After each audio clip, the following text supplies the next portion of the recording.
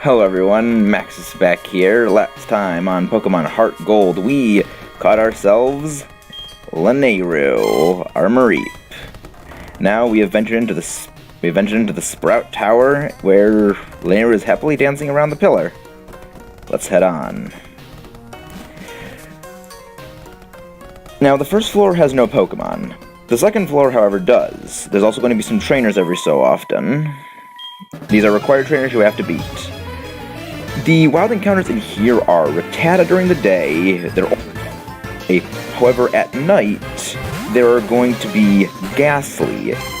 They're a bit more rare than you'd probably expect. However, Ghastly is pretty good on its own. This line embodies Glass Cannon to a T. It has high speed, fantastic special attack, immunities to normal, fighting, and ground via levitate ability. There's a lot to love when it comes to Gengar. However, getting to Gengar is another story. For a long time, it's just going to be throwing out a bunch of neutral and sometimes physical attacks, and Gengar, Haunter, and Ghastly all cannot use physical attacks for crap. They are very bad at using physical moves, and special moves even as a Ghastly until pretty high levels, relatively speaking. ATM for Shadow Ball, which is a very powerful move that Ghastly does use extremely well as a Ghastly, Haunter, and Gengar, but we won't be getting that for a while. Next, you have to trade to evolve your Haunter into a Gengar, meaning unless you have access to trading, such as another DS, Haunter is going to lag behind many Pokemon. It has high speed and high special attack, some of the highest you will be seeing for a long time, but it has very, very low defense, low HP, it cannot take hits well, and it does get outsped by a fairly sizable number of Pokemon. I would say only use Ghastly if you're going out for a Gengar and you have reliable access to trading, or if you want a Haunter, only go for it as a temporary partner. It does use well if it can get special attacks, but it doesn't get them very quickly. It takes a while to get them. I wouldn't recommend it if you can't get Gengar. Back to the Pokemon on Route 32 that I skipped over last time, we have Hoppip. This is an interesting Pokemon.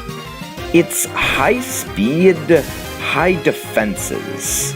Not exactly the most common thing you would expect, but it does them fairly well. It has a lot of status moves it can take advantage of. Poison Powder, Sleep Powder, Stun Spore, all great for setting up status moves on your opponent to soften up a difficult battle. But it's double weakness to Ice, which we won't be seeing that for a while. But Grass and Flying is not exactly the most defensive type combination, I would say. So it really can't take hits much like Gengar. It can make them a bit better, but it also does have high speed, so it can outspeed things, it can set up, but beyond setting up, it doesn't hit very hard. If you want a good Stun Spore user or a good Sleep Powder user, I would recommend it. They're very helpful. Poison Powder as well is pretty good, but it also learns Leech Seed. This is a fantastic move. I have seen this do a lot of damage to very difficult, drawn-out battles, and it's a pretty good move. You can use this on a Pokemon, either switch out with U-Turn, which it does eventually learn by level up, go to a different Pokemon that, say, is a lot more powerful, have it get that reliable healing via Leech Seed, while also doing just a lot more damage in general. It can be pretty good. It evolves into a Skiploom at level 18, so it does level up pretty quick and evolve pretty quick. And at level 27, it evolves into the fully evolved. But if you pick Chikorita up, Chikorita kind of does them a bit better with it does have some bulk and other support moves as well. Sorry about this annoying, loud, low health music. I do not like this music, probably should switch out anyway. Back to Jump Off Skiploon. It gets a lot of status moves, it gets some decent attacking moves, but its low offensive stats won't make it hit too hard. So I wouldn't go out for them unless you have a special attachment to Skiploom or Jumpluff, or you just want a challenge. Next, we have a SoulSilver exclusive in Ekans. This is kinda the opposite of Gengar, being that it is a poison type. It's not a ghost type, but it is a poison type with some bulk. It has a decent special defense and okay physical defense. Speed and physical attack, but it really doesn't do a whole lot. It doesn't run a lot of the good poison moves, as many of the good poison moves are special, and it only gets, I believe, for poison physical stab for a long time is Poison Fang, which is a good move. It has the... Oh, wow. Firestorm is evolving. I actually don't think I want to evolve this right now. This is a strategy I have involving not evolving Pokemon, and it's something you will be seeing me do quite often in this game.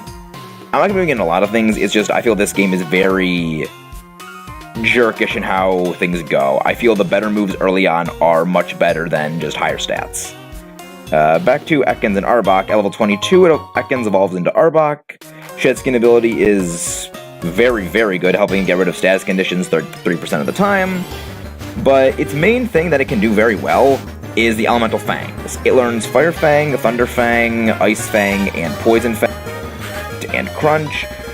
So it can set up status pretty well, but because it doesn't have same type of attack bonus, and those moves are also kind of low power in addition to it not having the best attacking stat as well, it isn't going to be hitting overly hard for a while. So, much like some other Pokemon, only go with it if you have special attachment to it or you want a challenge run. If you want a poison attacker, I'd say go with Haunter, even if you can't evolve into Gengar. Haunter has a high special attack. It can use Sludge Bomb very well. It has the higher speed, and while Haunter is definitely a lot more fragile than Arbok, both of them really don't have that good of bulk, and in many instances, the higher offensive power is something that, of course, freaking critical. The higher offensive power of Haunter on Sludge Bomb, who just Arbok with Poison Fang, because Fairy isn't a thing yet, it's only good against grass. Haunter will be a lot better, even if you can't evolve into Gengar, if you want a poison attacker. I wouldn't really recommend Arbok unless you have a special attachment to it. It's also a SoulSilver exclusive, so HeartGold players, you really aren't missing out on too much.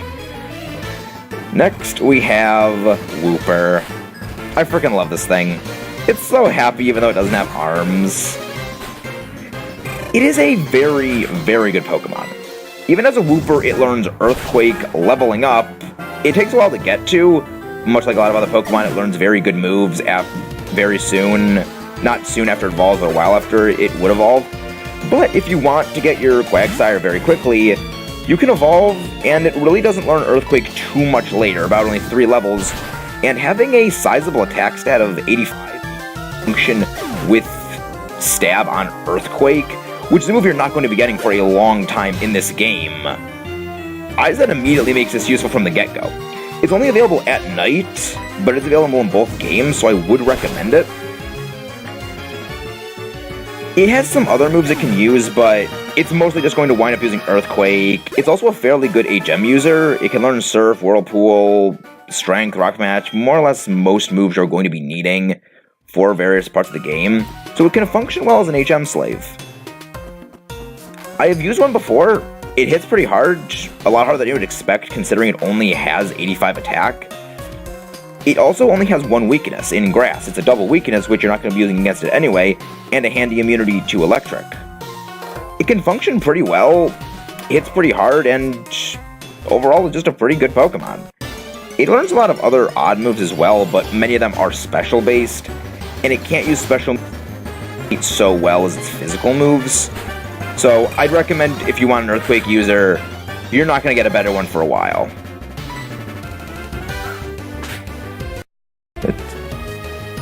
Well, back to what's going on back at the Sprout Tower.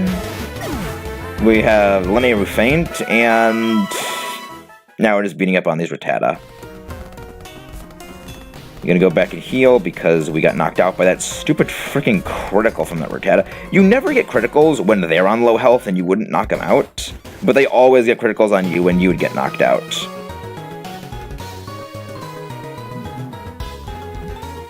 Alright. And go heal up. I probably should have used a potion on Linearu back there. I really should have. I don't get why I didn't.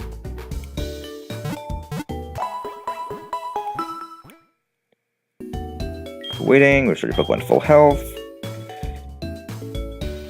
There's feeling better, so I take Linear with you. I kind of like how they do this, where if your first Pokemon was knocked out, it switches to the next unfainted one in line. I very much like this.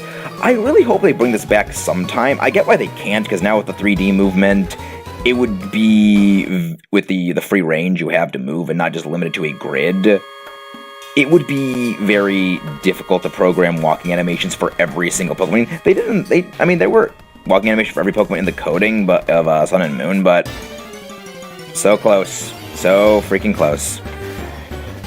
It'd be nice to see something like this again. I kind of get why they haven't brought it back, because it's probably very difficult to have something like this in the game. This is what I mean by Pokemon not... When I said that, like, Ghastly wouldn't be doing much good as a physical attacker, like, Mareep has okay attack, and it's doing this little damage against a Pokemon that's 6 levels lower than it. You know, Ghastly is not going to be doing too well if you use one. It goes back to what I said about it being a bit of a long road for you being able to use one. If you can get to a Haunter, but if you can get to a Haunter, it's pretty hard. At least when it's using special moves. I think I'm probably just going to walk it the rest of the way because I don't want to keep getting into battles. Don't want to get too overleveled. Actually, maybe I do want to get a bit overleveled. I train to find enlightenment in Pokemon. Well, I mean, I do have a light Pokemon with me, so maybe it will enlighten you. Sage Jin. You're noticing a theme here with all the Bellsprout. I don't just like sweep through all these guys with, this is gonna be a slog. I know I could just sweep through all of these from just Ember. There we go, that's a good critical. That actually is one of the times you get a critical when you need one. I know I could just sweep through all these guys just by using Ember on Firestorm, but I want to get Linear up in the levels. It's gonna be very useful to us. And speaking of levels... Yes! Thundershock, finally! Even though Thundershock is going to be resisted by these grass types, it's still going to be doing a lot more damage because it's Stab on top of us being a special attacker in general. So, that's going to be very welcome. Going to Potion. Oh, this guy's a Pokemon! Nah, I'm just joking. He has a guard Rattata alongside him. Nah, you're not good enough to use Thundershock on for the first time. I want to save that for something special. And by something special, I mean something's gonna come in probably 5 seconds after we're done with this fight. Actually, 10 seconds if I probably have to heal. You better not freaking critical. Oh, come on! What, that 95% chance of hitting? That is BS. I seriously want to know how many times Tackle has missed so far. You know what? Screw you. Guaranteed hit.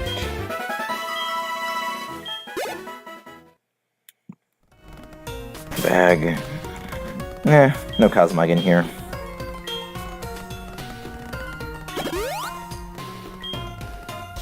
Right, this is the game where you have to go in and select every single time you want to use healing items. I really wish they changed that a lot sooner. It's so great not having to go back into your bag every single time. The eldest TM lightens even pitch black darkness. Where do we know that is pitch black darkness and is right around Violet City? I don't know. Time to test out our new and improved, well, not new and improved, our new Thunderstruck. Yeah. It may be resisted, but it does a little bit more damage. And honestly, it can probably 3-hit these instead of 4-hit them, so I'm just going to keep using it. This also has paralysis chance, and also won't miss. Yeah, I'm just going to use it. Good. I was going to say, if this missed, I was going to be annoyed.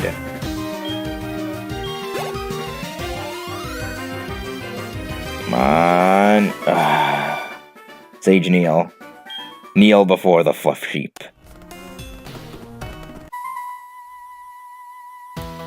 Who's that in the lower part of in the top part of the corner? Wonder if they look familiar. Sage Troy. I should have been a horse Pokemon. That'd be funny. Ooh, going up to level 7. We got a bad one over here.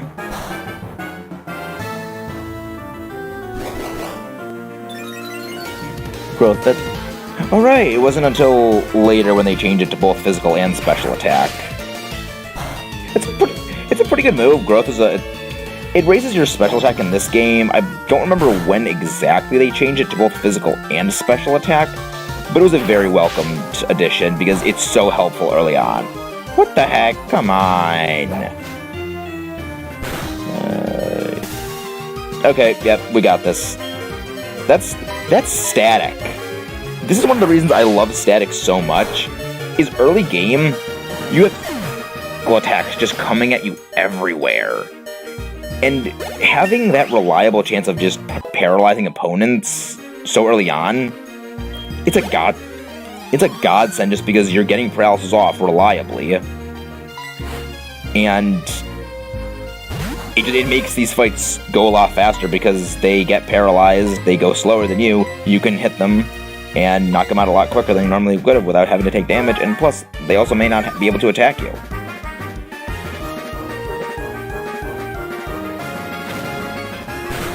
I know Hoo Hoot really isn't that, but that was a wasted potion. I'm not sure this will one-hit. Okay, that makes sense. And one of the few times the critical hit actually is useful. Yay! I wasn't 100% confident that a non-critical hit would knock it out, because Hoo Hoot does have some decent HP and special defense.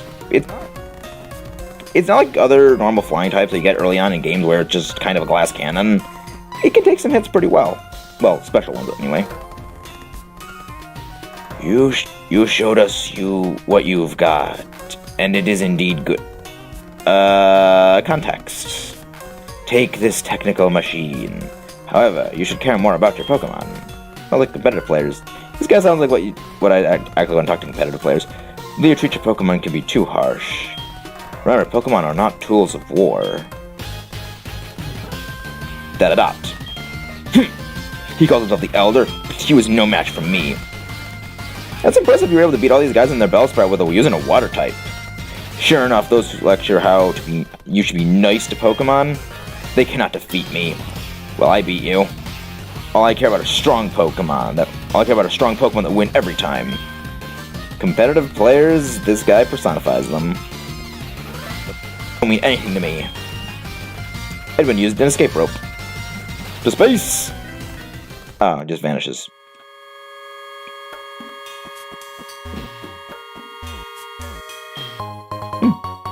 Maybe there were 2 Pokeballs over here and he took one of them. Well, as we saw, Edwin battled against this man. I can't heal from there, right? I am going to heal up. She was stopped by 8 points. No, probably was kind of not useful, but we're never going to use these potions again. Let's have a battle. So good of you to come here.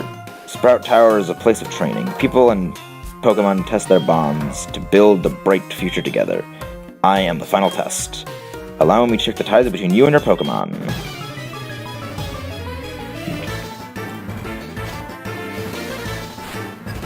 Elder Lee challenged us. And more Bellsprout. I find it weird that he was able to beat the guy with just a Totodile. I mean, I know he probably called something else, but Totodile really doesn't do too well against grass types. Shock.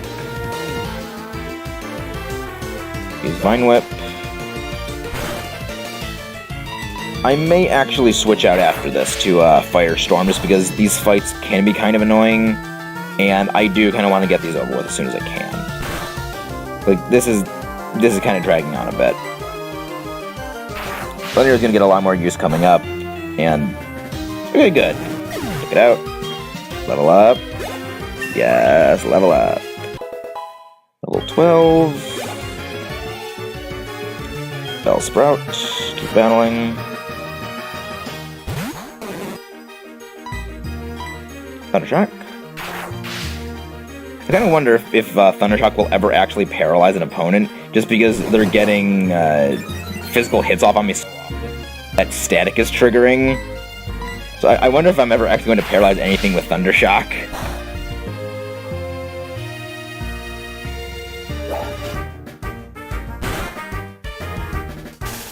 Again, exactly what I mean. Static goes off so often, it's so good. You are already pulling your weight.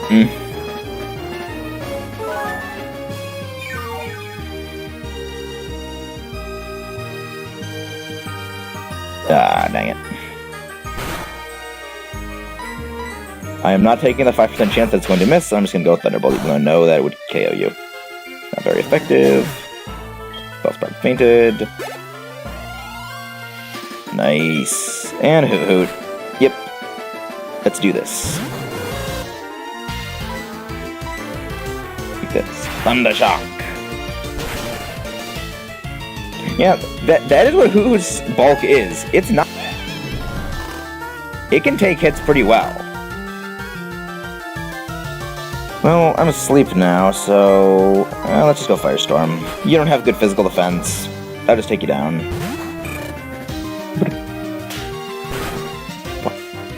Were you calling my switch out? Because electric resists flying. Or is that like the only attacking move you have? This game is... I wouldn't say this game is like as smart as some of the newer ones, where how the AI kind of predicts what you're going to do. But there have been times where this game has predicted me doing a switch out. And I don't know if it's just got lucky or whether the game actually is more clever than I give it. You should be able to stand up to Falconer, do the line before it, and you should be able to make good use of this. Take a machine called Flash. No, thank you. I do not want to ever have to see this move ever again. But if Pokemon learns Flash, you can illuminate caves no matter how dark they may be. How the heck can a Bellsprout learn Flash? I honestly want to know that. I know there's like bioluminescent plants, but I don't think that Bellsprout's one of those. But that's what Flash does. As he said, it does illuminate dark areas, but it also has in battle use where it will lower the accuracy of an opponent. This can be pretty good. A lot of competitive players are kind of jaded about accuracy and evasion, stuff like that.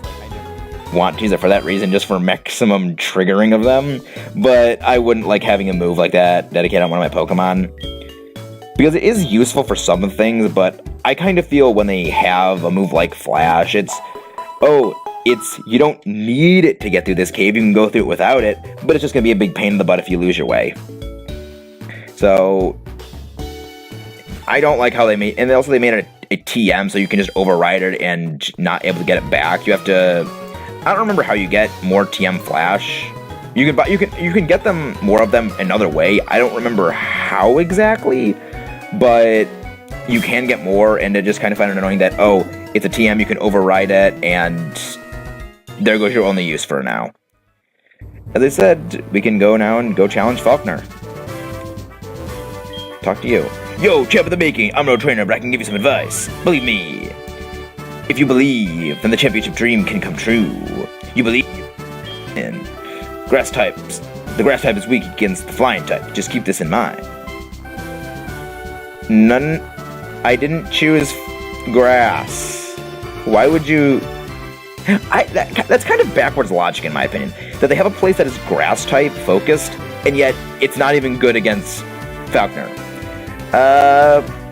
Yes, Falconer, his gym. There are these walkways on the side that you can go immediately up to him, but because I am someone who says this game is very strict on experience, I'm just gonna fight these guys. They really aren't too much of a challenge, and honestly, Lanayru could use more experience. I can't believe how ridiculously high this is, but from up here you can tell what it feels like to be bird Pokemon. On a new type, so you can tell what it is to be an unused type. Let me see if you're good enough to face Falconer. Great, so more little tests we have to go through. I kind of don't like is how, I'm gonna test to see if you're good enough to fight Falconer, when this is a voluntary path I could have just completely avoided. Spearow. Better than a Pidgey, but yeah. Yeah, you're seeing the levels right now, you're thinking, oh wow, it's gonna stay like this for the whole game. No, do not be fooled. The experience... static kicking in again, I love that. The experience is going to change very quickly. You're going to see that this game is a jerk and pointless critical. You're going to see that, yes, this game is pointless critical. No. You're going to see just how much of a jerk it can be with experience, where you're over-leveled now, you don't, I'm just not going to go fight some trainers.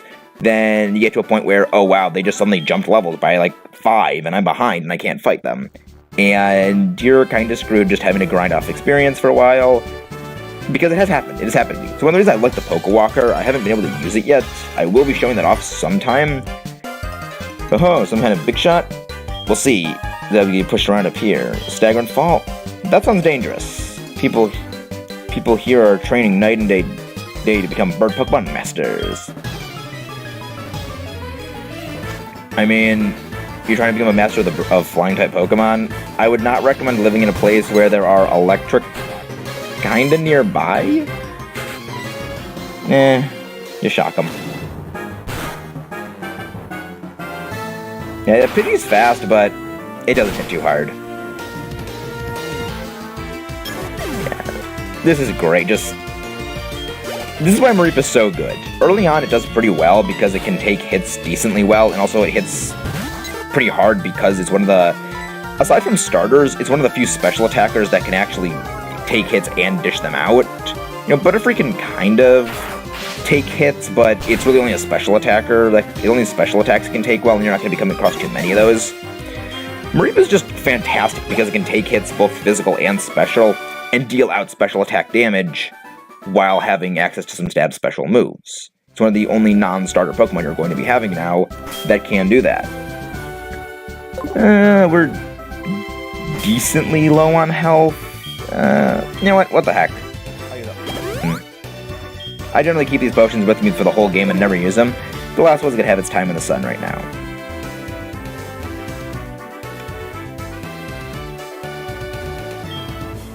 I'm Falconer, the Violet City Gym Leader. People say you can clip flying type Pokemon with a jolt of electricity. And you're saying this right as I have my Mareep in front. Oh, you poor person. You probably shouldn't have said that. I don't allow such insults to bird Pokemon. I'll show you the real power of the magnificent bird Pokemon. I love this music. It is so great. You're challenged by leader Falconer. Send out Pidgey. Wow, that's some great bird Pokemon you got right there. Sand attack. Look, this is what I mean by, like, evasion is really not as busted as people think it is. They use sand attack on me, I hit them. It's not that broken as people think it is. Here we go to level 14. Special attack is going up. Thunder Wave, nice. That is a status move. It will always paralyze an opponent if it makes contact. I'm just gonna see exactly what its accuracy is, because I know it's not the best. Oh wow, it's 100. I remember there's one move that they have like a 75% chance of hitting that's a status move. I don't remember exactly which one it is. The wind is finally with us. It's literally turn 2. Static keeps going off. This is fantastic. I love this. I love it. Just wow. You actually took that like a champ. I am expecting... Oh, no, you didn't heal. Why do you have healing items? Well, MVP of this fight goes to Laneru. Can we get another level? Yes, almost got another level. I understand. I will bow out gracefully. Got money sent home to Mom. For pity's sake, my dad's cherished bird Pokemon. But a defeat is a defeat. Alright. Take this official Pokemon League badge. This one is the Cypher badge. I never knew how the heck to pronounce this name until I took a class on Greco-Roman mythology and I actually learned what the name was and what it means. With that badge, Pokemon, including traded Pokemon up to level 20, will obey you without question. I've always wondered what the level cap of obedience is at the start of the game. I wouldn't be surprised if there is no obedience cap on Pokemon, just because you're not going to be getting to the levels where it would kick in, so I wouldn't be surprised if it's not programmed at all. But it enables you. The Cypher badge allows us to use Rock Smash anytime outside of battle. We have seen no move called Rock Smash yet. That's soon. By using this TM, a Pokemon will instantly learn a new move. Think before you can act, as this TM can only be used once. Not anymore! You are one generation too late. TM contains Roost. This is actually a pretty good move. It restores a Pokemon's HP to half. Mostly is learnable by flying types and Pokemon with levitate ability. But there's a few outliers that can learn. It restores half of your HP. If the Pokemon is a flying type or has levitate ability, it will become grounded for that turn. If it's the end of a turn, it doesn't really matter. I got a call from the professor. I'll get back to later. Hello, Maxis? We've discovered something. The details are, well, I can't really say anything, but want you to carry the egg. Good egg. My assistant's at the Pokemon in Violet City. Could you go meet him and pick up that egg? Just like any game character, not waiting to see our response because we are a silent protagonist. Well, we had a pretty eventful day. We completed the Sprout Tower, got the Cypher badge, got TM51 Roost. Went over some Pokemon that you can get on Route 32, and we have just been told that there is another thing that Professor Elm needs of us. I wonder how many episodes are going to end with us having a call from Professor Elm. See you next time, where we see what that assistant has, and what is about that egg. I wanted to play with Maxis. Aww. So cute. See you guys next time.